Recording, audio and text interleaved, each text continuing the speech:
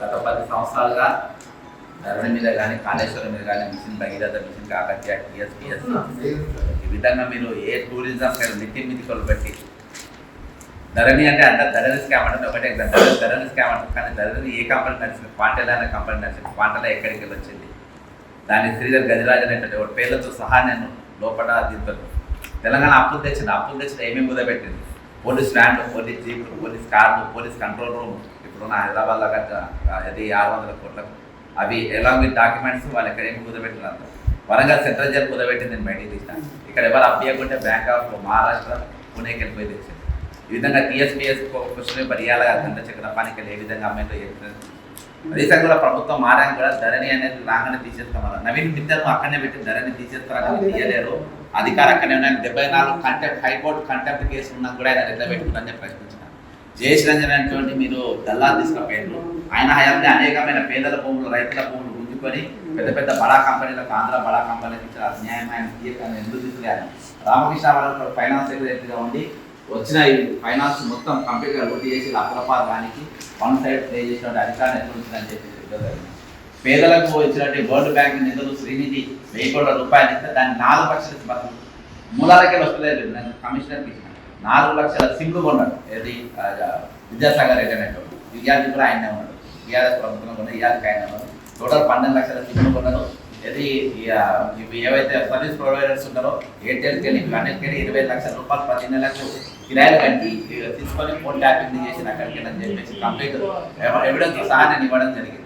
కాబట్టి నేను కొన్ని టూకీగా చెప్పిన ఇవన్నీ ప్రశ్నించినందుకు నేను ఇవన్నీ మార్చాలి అని ఈ ప్రభుత్వాన్ని కూడా నేను కొత్తగా అడగలే. అవి కొనసాగినాయి, అవి మీరు తీసేయాలన్నాను. అని ఇటీవల without any reason Revanth Reddy గారు నన్ను పార్టీకి సస్పెండ్ చేసి అది నాకు చాలా పీనట్. కాకపోతే నా వాయిస్ అనేది నాకు అంటే ఇవన్నీ అడిగితే పెట్టా సస్పెండ్ చేస్తాను. ఈరోజు ప్రభుత్వం నడుస్తున్నది ఎట్లయితే వాయిస్లలో సిండికేట్ నడుస్తుంది, ఈరోజు సిండికేట్ ప్రభుత్వాలు నడుస్తున్నాయి అన్నింటిలో అందరి భాగస్వామ్యం. మేయా కృష్ణారెడ్డి 3 సార్లు అసెంబ్లీ జరిగితే ఒక్కరోజు కూడా ఏ పార్టీ, నా బీజేపీ, నా కాంగ్రెస్, నా ఎంఐఎం, నా కమ్యూనిస్ట్ పార్టీ ఏ పేరు కూడా ఎవరు కూడా మేయా కృష్ణారెడ్డి పేరే తీయలేదు.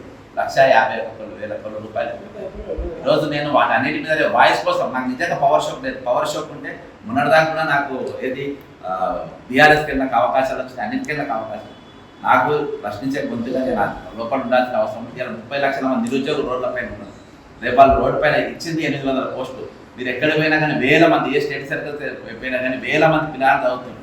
అలా 800 మందికి కేవలం మాత్రమే నౌకర్లు వస్తారు.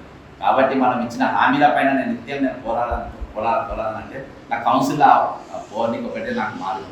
అవి నేను నా ప్రయత్నం నేను చేయాలని అంతకు మించి నేను పెద్దగా ఏమో చేయగలుగుతా అనేది లేదు. నేను నా అనుభవపూర్వకంగా నేను తిరిగి దాదాపు ఇప్పటికీ 564 ఆఫీసులు తిరిగిన, 11 ప్లే గ్రౌండ్ తిరిగిన, వాకర్ చేయాలి కూడా నేను మార్నింగ్ బతుకమ్మ దగ్గరికి అక్కడ పోయి గ్రౌండ్ పోయి కలిసిన. దాదాపు 84 రెసిడెన్షియల్ పాఠశాలలు ఎదిన. కాబట్టి నేను సైంటిఫిక్గా అన్నింటిలో తిరిగి రీసెర్చ్ చేసిన. కాబట్టి నేను పెద్దగా అద్భుతాలను చేయాలి. కాకపోతే ఇప్పుడు ఉన్నది ఉన్నట్టుగా దేనికోసం అయితే మనం తెలంగాణ తెచ్చుకున్నామో దానికోసం మార్పు దిశగా కొంచెము పోరాడే ప్రయత్నం చేస్తాను.